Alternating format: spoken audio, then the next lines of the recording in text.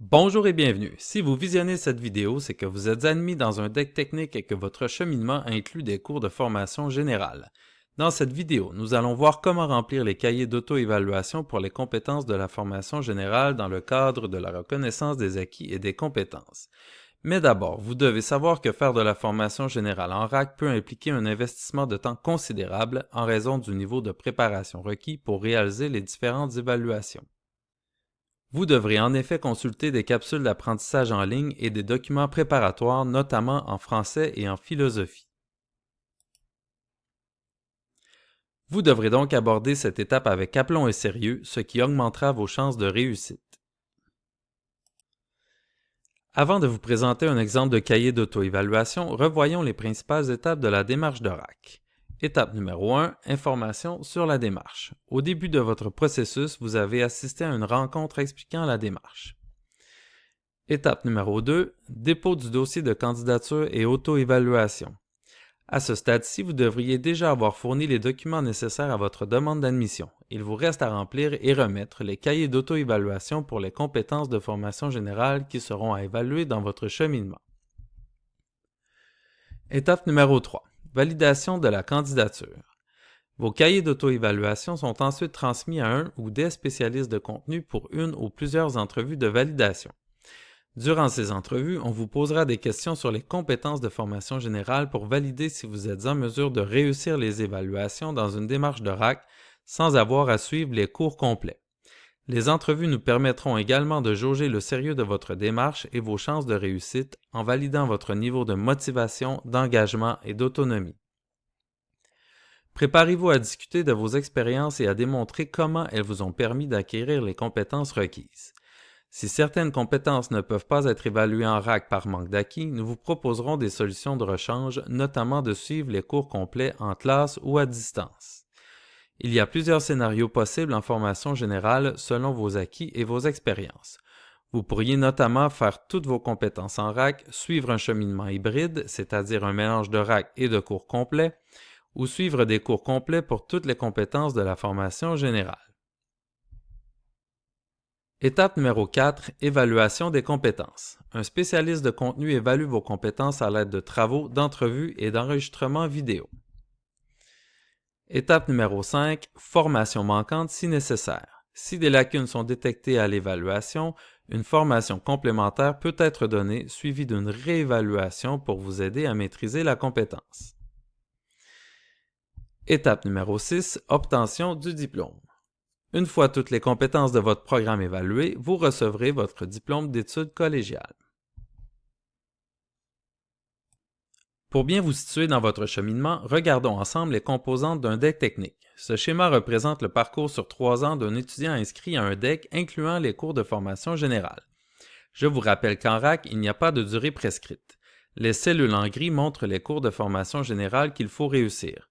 Pour obtenir un DEC, vous devez donc avoir complété 4 cours de français, 3 cours de philosophie, 3 cours d'éducation physique, 2 cours d'anglais et 2 cours de formation générale complémentaire. Les cours dits complémentaires sont des cours qui ne sont pas directement liés à votre programme d'études.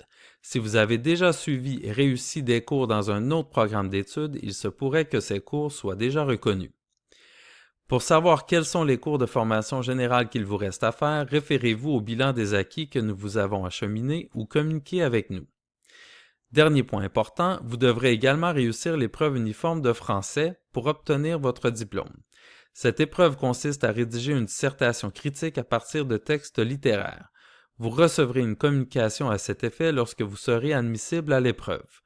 Veuillez noter que dans le cas d'un échec, l'épreuve peut être reprise autant de fois que nécessaire. Voyons maintenant comment remplir un cahier d'auto-évaluation. Ce document permet aux spécialistes de contenu de porter un premier regard critique sur votre capacité à réussir les évaluations en RAC. Remplissez toutes les sections avec précision et honnêteté.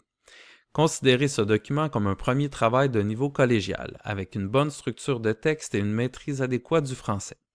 Sur la première page du document, veuillez inscrire votre nom et prénom.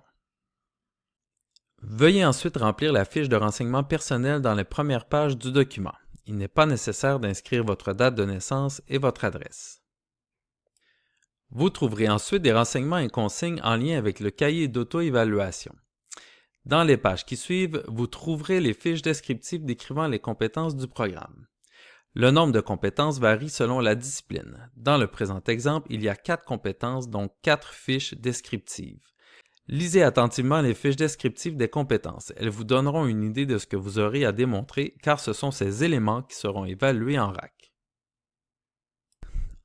Après les fiches descriptives, vous trouverez les questions du bilan qui vous aideront à réfléchir à vos expériences et à justifier vos réponses. Ces questions portent sur vos expériences de travail, voyages, engagements citoyens, sociaux ou culturels, ainsi que vos lectures et activités variées. Répondez de manière honnête et détaillée pour donner une image précise de vos compétences. Sachez qu'il n'est pas nécessaire d'avoir des connaissances fines ou scolaires en lien avec les disciplines de la formation générale pour être admis en RAC. Par contre, vous devez démontrer un bon niveau de curiosité, de motivation et d'autonomie. Si à la lecture du cahier d'auto-évaluation, vous pensez que ce parcours n'est pas pour vous, communiquez avec la personne responsable de votre dossier pour en discuter. Ne laissez pas de questions sans réponse. Ne pas répondre aux questions revient à dire que le parcours RAC n'est pas pour vous. Dans le doute, veuillez communiquer avec la personne responsable de votre dossier. Lorsque vous remplissez le cahier d'auto-évaluation, prenez le temps de réfléchir à vos réponses. Vous pouvez également effectuer des recherches si nécessaire. Cependant, il est crucial de rédiger vos réponses de manière honnête et personnelle en mobilisant vos propres capacités de réflexion et de rédaction.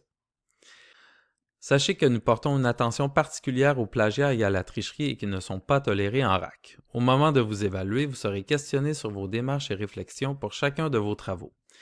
N'oubliez pas qu'en RAC, il y a possibilité de recourir à de la formation manquante dans le cas notamment d'un échec, ce qui rend inutile le plagiat. Je vous rappelle les frais d'une démarche d'évaluation en RAC. Les frais d'analyse de dossier sont de 100 $, sauf si déjà payés pour des compétences spécifiques. Il y a des frais d'accompagnement et d'évaluation de 50 $ par compétence à évaluer, avec un maximum de 700 $. Si vous devez suivre des cours en formation complète, donc en dehors de la RAC, les frais de cours de l'institution s'appliqueront. Ceci conclut la présentation. Si vous avez des questions, n'hésitez pas à communiquer avec nous. Toute l'équipe de la RAC du Cégep de Drummondville vous souhaite bon succès dans votre démarche de RAC.